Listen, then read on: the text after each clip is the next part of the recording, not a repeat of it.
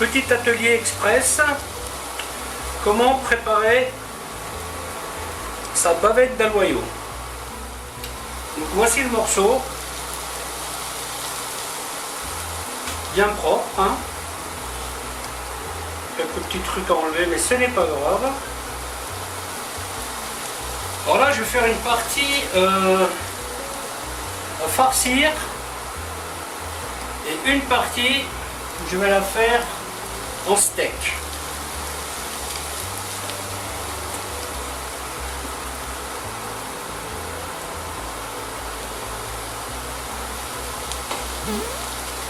Donc on enlève bien les nerfs.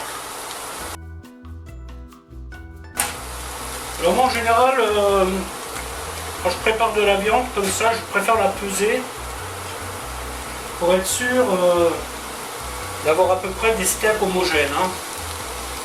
Donc là, je pars sur à peu près 150 grammes.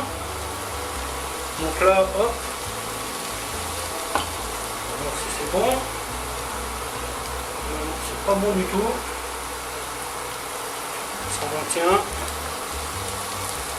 Voilà, hop. C'est bon. Voilà.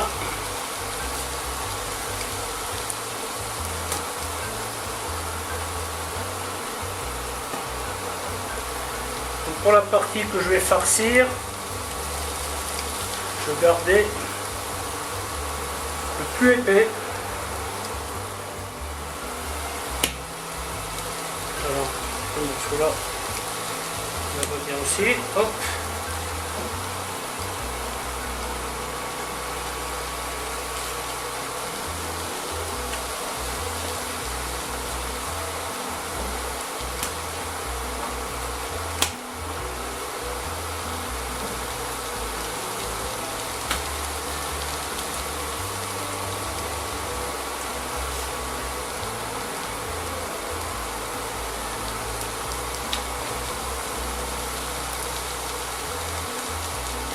Celle-là sera un peu plus grande, c'est pas grave, je vais remettre un morceau là. Voilà. Donc ces deux-là, je les garde.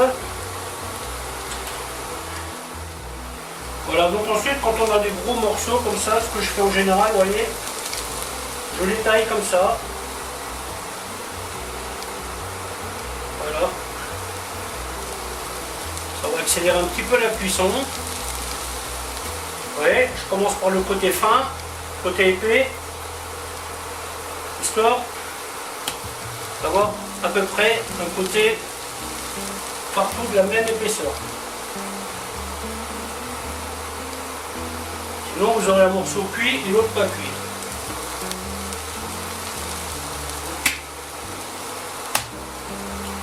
En général, quand vous coupez votre viande vous-même, vous arrivez à économiser un petit peu, hein. D'autant plus que là, j'ai pas eu de perte. C'est plutôt intéressant. Par contre, je me rappelle plus du prix. J'ai regardé. Ici, j'ai une viande où je suis en dessous des 18 € TTC au kilo. Plutôt intéressant. Petit conseil, quand vous congelez de la viande, bien entendu bien filmé, faites-le toujours à plat, ça sera beaucoup plus facile à stocker par la suite. Évidemment, j'enlèverai la plaque quand ça sera dur. Pour farcir la bavette, vous avez plusieurs solutions.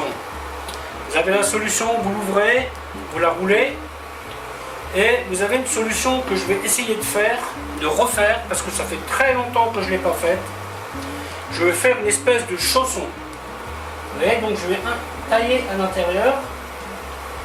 Vous voyez, limite je mesure un peu pour être sûr de ne pas aller jusqu'au bout. Et je vais tailler une poche.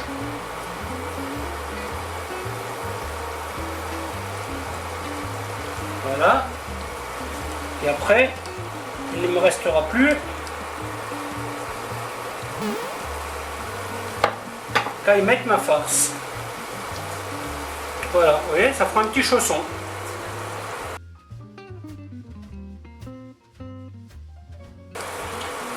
Le chausson est prêt. Donc une fois que vous avez fait les chaussons, ben, vous mettez ça au frigo en attendant que les échalotes soient prêtes. Voilà, la vidéo va s'arrêter là, en espérant qu'elle vous aura plu. Et je vous dis à bientôt pour une autre recette. Bye bye.